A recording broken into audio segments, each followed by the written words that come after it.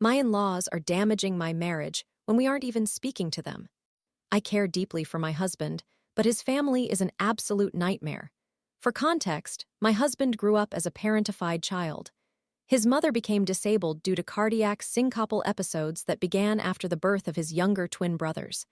At the age of 5, he was changing diapers, preparing meals, feeding the twins formula, ensuring his mother was all right, and attempting to enjoy his own childhood.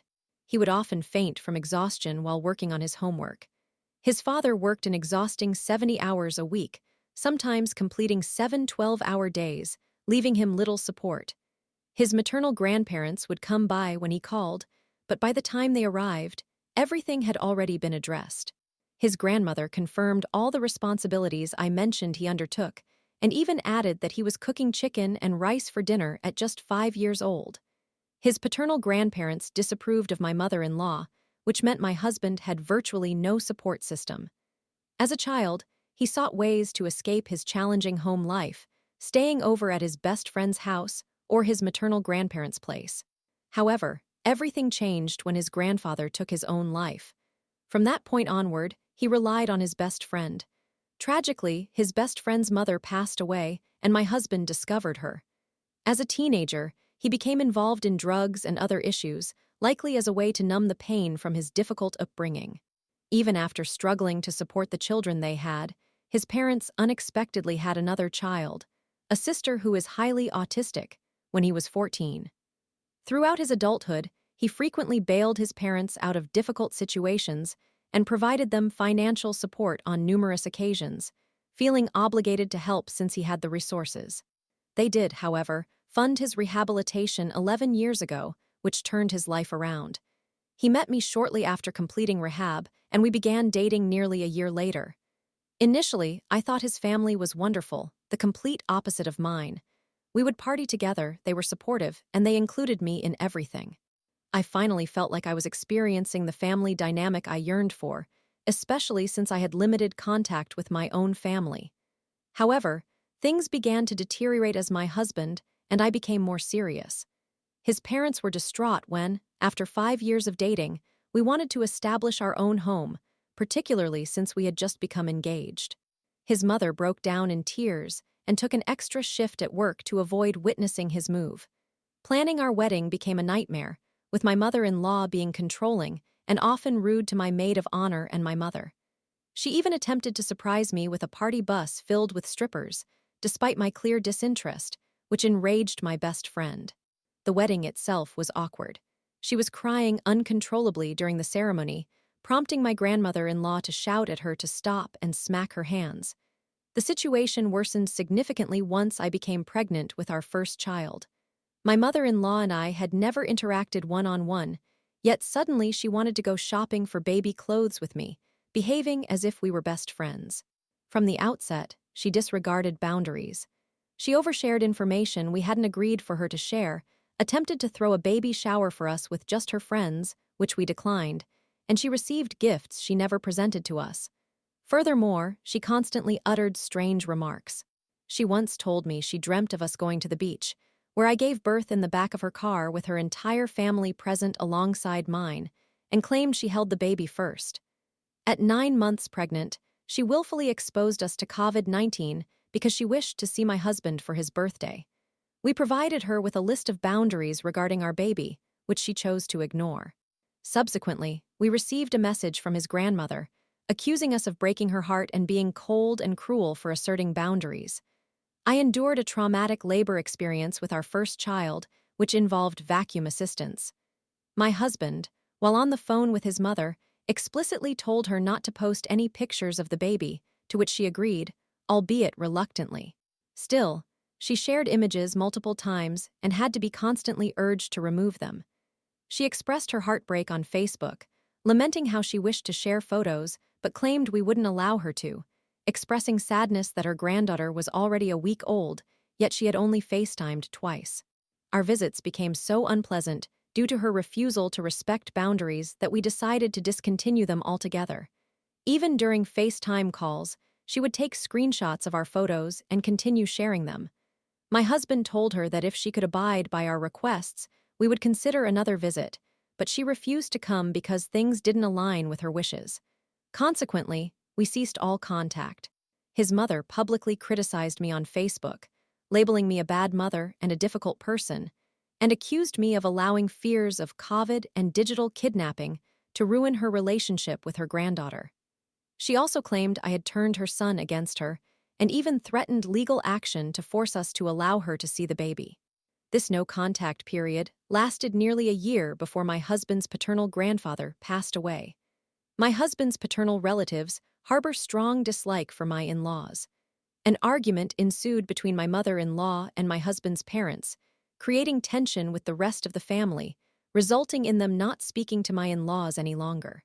We attended the funeral, and while it was initially fine, with the rest of his family welcoming us, my mother-in-law avoided eye contact and only embraced my husband. My sister-in-law hugged me several times and expressed how much she missed me, which I reciprocated, considering she's only 16 and hasn't directly done anything wrong. One of the twins hugged my husband while the other ignored him. We extended our condolences to my father-in-law, and my husband embraced him. At this time, I was also 6 months pregnant. However, everything changed when my mother-in-law and grandmother-in-law inquired about my due date. I informed them that I wasn't interested in discussing it with them. My husband attempted to hug his mother goodbye, but she pushed him away. Following the funeral, he received a series of hostile messages from them, and while he briefly exchanged words with his mother regarding the matter, he has largely stopped communicating with them. Additionally, his grandmother even reached out to his workplace, inquiring whether the baby had been born yet. Currently, my husband primarily avoids interaction with them because of me. I expressed my disdain for the idea of him seeking a relationship with them. Recently, he conveyed his resentment towards me for wanting to cut ties with them, stating that it isn't for my sake, but because they were a part of his life that he misses every day. He's saddened that they are missing out on their granddaughters' lives. My mother-in-law has sent gifts to our previous residents, a behavior she didn't cease, which significantly contributed to our decision to move. His grandmother once remarked that I might be a good cat mother, but not a good human mother. I feel as though my in-laws are sabotaging my marriage, even though we have minimal contact with them. They have not seen our oldest child, who is almost 2.5 years old, since she was 7 months old, and they have yet to meet our 3-month-old, not knowing her name or birthday. I cannot allow them to be a part of my life or my children's lives. They destroyed my husband's childhood, and he feels a sense of loyalty to them because they were there for him when no one else was, and they financed his rehabilitation. I frequently have nightmares about them re-entering our lives, which is incredibly painful, especially knowing my husband might welcome them back after everything that has transpired. Story 2. Values clashed. I was pressured to cut male friends and change who I was. We tried, but he chose his beliefs over love. He is 26 years old, and I am 23. We were in a relationship for approximately a year. Our relationship was long distance.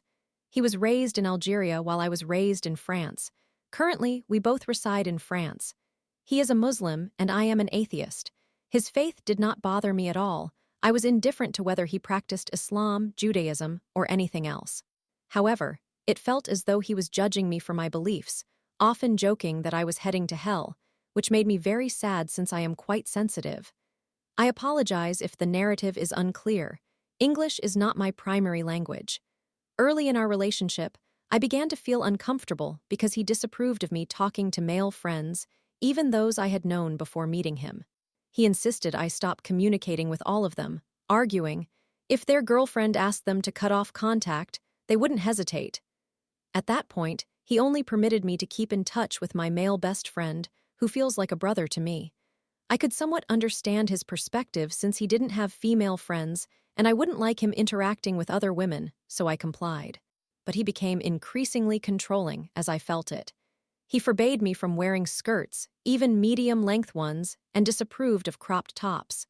He requested that I grow my hair long. When I expressed my desire to cut it, he did not permit me. He lived with his parents initially, but once he had his own apartment, I would visit him on weekends. I didn't mind taking care of his chores while he worked. I did so almost every time just out of goodwill. One day, I chose not to do this, and he expressed shock and disappointment that I hadn't helped him. Our arguments increased, often revolving around his expectation for me to act like a second mother to him. I ceased doing those things out of love, feeling terrible about it. I realized I was doing so only to avoid his anger. I told him I enjoyed helping when he didn't demand it, but I understood that it was too late, as he expected that of me. Acts of service is one of my love languages, but not in this way. We continually clashed over this. I acknowledged that this was his cultural upbringing, where his mother taught him that these were the expected roles. However, that wasn't my culture or my way of doing things. Whenever he visited me, he never cleaned the dishes or performed tasks of that nature, and I never asked him or anticipated any such behavior. As I mentioned, we were in a long-distance relationship. I had moved to a new city for my studies. Consequently, I found myself alone. In my class, there are 11 students, which includes an ex-boyfriend of mine who had been abusive. I refrained from speaking to anyone because they were all connected to my ex. Then, there was another girl who also knew him but was genuinely nice. Eventually, I shared my story about my ex and the abuse I had endured. Initially, she defended him, suggesting he was nice and she would not cut contact. I thought, while she was pleasant, that she wouldn't become a friend. My boyfriend was furious when I told him. She told me that this is what I get for confiding in someone and that he didn't want me to speak to her anymore. I could understand his viewpoint. Yet, despite her initial reaction, she eventually distanced herself from him and began to see him in a negative light. Our relationship grew closer, but my boyfriend insisted I not speak to her, resorting to name-calling whenever I mentioned her. Moreover, I was not allowed to go out, whether alone or with any other girl's friends or otherwise during the night. I don't consume alcohol since I dislike it, nor do I attend clubs or similar places. However, if I wished to see a film, I needed to seek his permission. If a movie started at 6 in the evening, I couldn't attend because by the time it concluded, it would be nighttime. Just a reminder, I am a student, and my classes typically finish around 6 p.m. Additionally, I am studying cinema. This left me feeling quite restricted. There were instances when people in my class wanted to get to know me better, and my female friend mentioned earlier suggested we grab a drink after class, intentionally excluding my ex to ensure I didn't feel isolated. I always declined, without revealing that it was actually him preventing me from going. Whenever I had to collaborate with male classmates, he would become upset, assuming I enjoyed the project solely because I was working with men. One day, he unexpectedly asked me to completely cut ties with my male best friend. To clarify, this request was not based on any romantic feelings towards me from my friend. We are like siblings. Again, I can understand his perspective, but it felt wrong to me. Ultimately, we ended our relationship because of these issues. I told him we identified the problems and that if we loved each other, we could find a compromise. He said he couldn't do that. Despite his profound love for me, he stated he couldn't change his values. He claimed we were too different, and our relationship couldn't work. He remarked that it was easier to close one's mind, like I did for him, rather than to open it. He stated he didn't want to waste time with my mindset, asserting that he was 26 and could find another woman who held the same views on women and their expected submissiveness. He insisted he had no intention of changing me. He expressed regret for falling in love with me, feeling it led to our unhappiness as he didn't want to change me, but also couldn't see himself marrying a woman who thought as I did. He recognized that I would be unhappy with a man who sought to control whom I associated with, how I dressed, when I could go out, and virtually every aspect of my life. After our breakup, I expressed hope that we could resolve our differences. He informed me he did not share that hope. I essentially begged him, which felt pathetic, to give us another chance. For 2 or 3 consecutive days, I pleaded with him. On the night of the 3rd day, as he reiterated we would never reunite, I unblocked my male best friend on all platforms to confide in him. I cried while speaking to him, and he provided me with advice, which made me feel somewhat better. The following night, my ex sent me a screenshot showing that I followed my best friend on Instagram. He became incredibly angry, claiming he had retained a sliver of hope, but that I had destroyed it. He laid the blame on me, saying I betrayed him and treated it like infidelity. He argued that if I had hope, why would I do something I knew he had prohibited? He was cold on the phone, completely indifferent to my tears. He was consumed by anger. While I can understand feelings of anger during a breakup, his reaction was not the appropriate response. It hurt deeply. This was not either of our first relationships, but I am aware he has never truly been in love before, and to be honest, I am not sure I have ever experienced love like I did for him.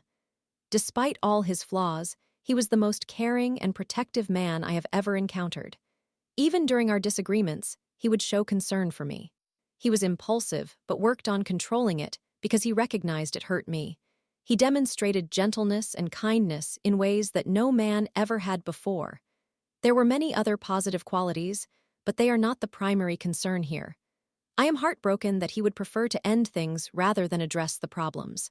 He chose not to modify his values, contrasting with my willingness to accommodate his, and ended our relationship despite the love we shared. His mother would never accept me because I am not Arab, even if I were a Muslim. As you can guess, this makes matters even more complicated since I am not a Muslim. It genuinely hurts. I do not want him to be with or marry anyone else, yet I also do not wish to be unhappy. I have a feeling he may never find a woman willing to tolerate all of his requirements, even if she is Muslim and Arab. I am uncertain about what to do. I feel hollow. Story 3. Confronted by threats from a toxic manager, I united my team against him, leading to his swift firing. Teamwork triumphs. Several years ago, I found myself in a job interview when the hiring manager inquired, "What do you believe is the most significant achievement of your career?"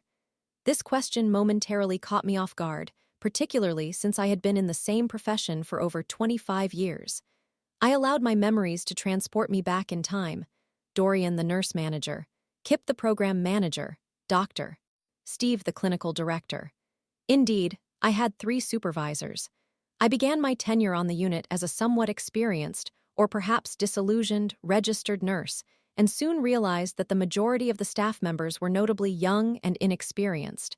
For many of them, this was their initial genuine job. They believed that the odd occurrences that took place daily were just part of the workplace norm. Dorian had mandated that no one was permitted to document incident reports for medication errors or safety concerns because it makes me look bad in the safety huddle. Non-clinical employees were authorized to administer medications. Shift changes occurred without prior notice. Moreover, the department was undoubtedly the most toxic environment I had ever encountered, characterized by various factions constantly at odds with one another. I could elaborate endlessly. The issues began one day when I opened my email to find a succinct message from Dorian stating that I was under investigation for an incident that had transpired on the unit, that I was required to meet with human resources to discuss it, and that disciplinary action was a possibility. I was instructed not to discuss the situation with anyone. The email provided no date, no medical record number, nor any indication of what the issue might be. I responded that I required the aforementioned information, would consult with my union representative, and would only meet at a time that suited me. Dorian refused to provide the details, and I declined to meet with him. I began receiving emails nearly every day, each becoming increasingly threatening. I printed them all. I reached out to my sister, who is an employment attorney. I tried to suppress the trembling that threatened to overtake me whenever I checked my email. I was acutely aware that this was a classic tactic of intimidation, yet it proved to be remarkably effective even when recognized. Being someone who does not easily follow directives, I soon found myself discussing this situation in the break room. Before long, 3 other women approached me, revealing that they had also received the same email on the same day. A comparison showed that the emails had been sent only a minute apart. We did not work the same shifts or even the same days. We decided to call in the union representative and refuse to meet with human resources. Dorian continued to escalate his behavior, including confronting us in the hallway, positioning himself chest to chest, and attempting to intimidate us through a stare down. He was a rather large individual. Before long, we were in conversation with more and more women, and it became apparent that Dorian had a pattern of targeting them with identical emails, followed by others that grew progressively more menacing until the recipient ultimately acquiesced to meeting with human resources, got written up for an ambiguous reason, and was coerced into signing a non-disclosure and non-retaliation agreement.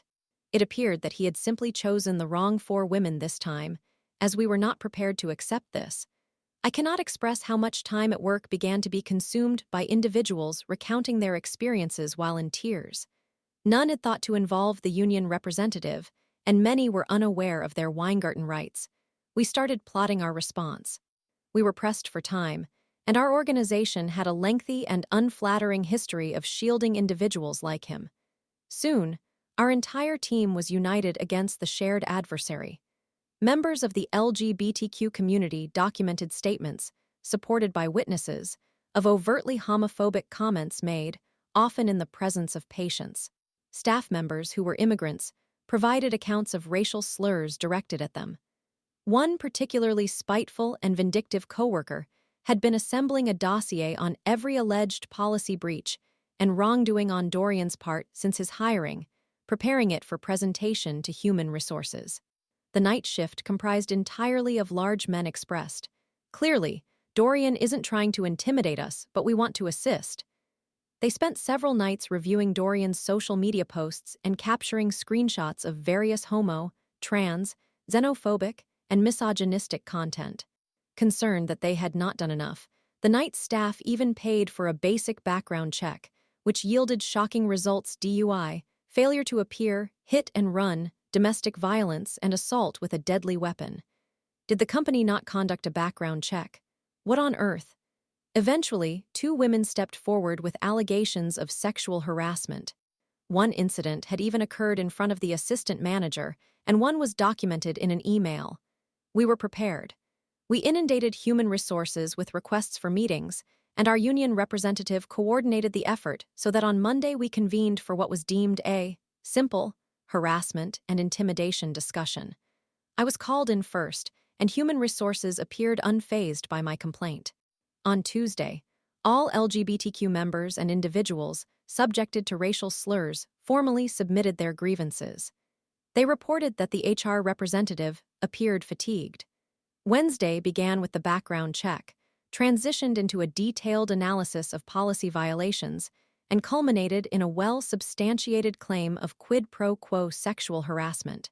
The union representative informed Human Resources that the union's attorney was eager to understand how to proceed. Human Resources assured her that such a consultation would not be necessary. That evening, Dorian posted a notice on his office door indicating that he would be away for a few days, and instructed us to contact Kip or Dr. Steve if assistance was needed. The night shift reported that over the weekend, housekeeping cleared out everything from his office except for his name tag, which the night staff took as a trophy. On Monday, during the change of shifts, the chief nursing officer, chief operating officer, and human resources met with our team to inform us that, effective immediately, Dorian was no longer employed by the hospital. We all remained silent and polite until they exited the unit, at which point a loud and spontaneous cheer erupted. People embraced one another and burst into laughter. High fives were exchanged all around. In the aftermath, to my knowledge, Dorian never practiced as a registered nurse again. Frankly, I am indifferent. Kip was terminated 3 days later for being aware of the ongoing situation and turning a blind eye, and because he had reportedly been inappropriately touching women on the unit for a couple of years. I was unaware of that, but it emerged during the human resources meetings. Dr. Steve was also dismissed for sexual harassment. The unit hired an outdated manager of mine who had a long documented history of surprise sexual harassment. I resigned within days of his hiring. The department's efforts to foster cooperation disintegrated. Most of the staff have since moved on to other positions where they seem significantly happier. What do you consider the greatest accomplishment of your career? I sat up straight, smiled, and replied, I took a very divided team and united them to achieve a common objective. I like to believe I excel at team building. Story 4. Medication fiasco at work. Aita, or is it my co-worker's fault, or is it both? Hello, everyone. This is a throwaway account sharing a rather intense experience. I'd appreciate any feedback regarding whether the issue lies with me and if I need to work on myself. For approximately 3 years, I have intermittently collaborated with a biomedical research group at a university. Everyone in the group holds PhD degrees, while I am pursuing a Doctor of Medicine degree. During my time in the group, I have generally maintained a positive relationship with nearly all members. We have socialized outside of work, visited bars and restaurants together, celebrated birthdays, and supported one another through various life challenges. I recently rejoined the team and unfortunately experienced a mental health crisis while at work. This past year has been exceptionally difficult for me. I have dealt with several medical issues, the death of a close family member, and a former partner who manipulated circumstances to avoid attending the funeral. I am now happily single. Consequently, both the dean of my school and my therapist recommended that I begin taking psychiatric medication for the first time. Regrettably, this medication did not benefit me at all. Instead, it caused me to express peculiar thoughts and behave in an excessively anxious manner. Typically, I did not say anything particularly alarming or explicit. I merely exhibited atypical behavior and overlooked social cues. While working in a surgical setting, I had to perform an amputation on a gangrenous foot, which resulted in infectious material splattering on my face.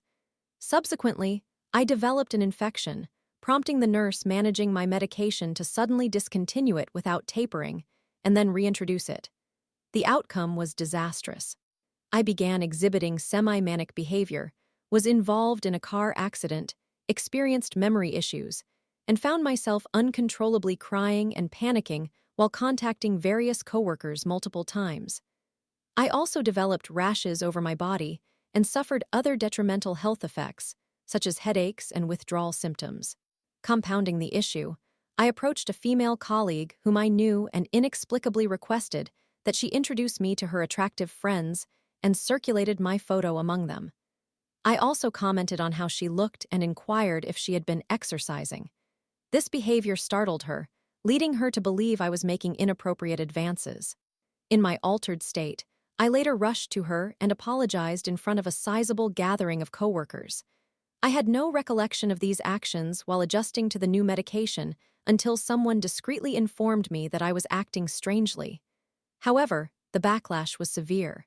Many accused me of being manipulative and trying to create conflict among women. Colleagues began to avoid me at work, and some even acted aggressively towards me. They removed name tags from my instruments and refused to engage in conversation. One woman with whom I had shared a close friendship over the past 3 years, spending time together every other weekend for the past 6 months and previously expressing mutual feelings, lashed out at me on 2 separate occasions. She accused me of being too damaged and broken to genuinely like her, claiming I was not a true member of the research group, and a master manipulator seeking to exploit others for selfish gain. This hostility has persisted for months, and I am genuinely exhausted. I attempted to apologize to several individuals, presented them with photographs of my rashes, and earnestly tried to take responsibility for how my actions might have affected the women around me. My supervisor, a woman, remarked that some female coworkers were being too sensitive and needed to move on. I even confronted her, advocating for my female coworkers' feelings, but this debate was profoundly distressing for me. From my perspective, I have always been viewed as a friendly, safe, and non-issue man until now. Throughout my life, I have established meaningful friendships with women without complications. Recently, I confided in one of the few female coworkers with whom I still have a positive rapport about my distress regarding how I was being treated. These were individuals for whom I had written academic papers to assist their immigration status and career advancement. I felt betrayed by their bullying. I also felt hurt by my workplace crush, not due to her lack of reciprocated feelings, but because of her confusing actions and harsh words. At times, she asked me to give her space to reconsider our friendship, and then became upset when I respected her wishes, accusing me of cutting her out and being rude. During our conversations, she stated, "I thought you were cute, but now I don't know," before excusing herself to the restroom, looking as though she was on the verge of tears. Following this discussion, the same coworker and my work crush confronted me at my desk, yelling in front of others. They accused me of creating an unsafe work environment and attempting to manipulate them into opposing one another. Despite my efforts to de-escalate the situation or relocate it to a more private area, they remained unyielding and insisted on continuing their accusations.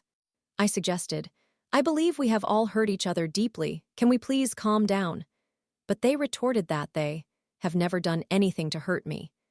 After this went on for an extended period, I inadvertently called one of them childish, which led her to cry something I never intended to cause. I ultimately decided to leave work and have not returned to the office since. Now, I have learned from various sources that rumors are circulating, suggesting I have ulterior motives to steal women from their partners within the group, and that I had a mental breakdown while speaking with our principal investigator, boss, all of which is untrue. Am I the problematic person in this scenario?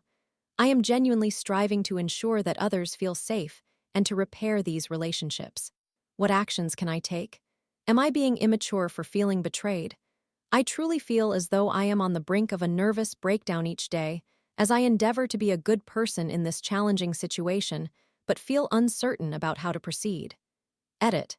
I even spoke with my principal investigator about the situation, and she documented that these events did not occur. I shared this information with those propagating the rumors to clarify any misunderstandings, but they continue to spread them.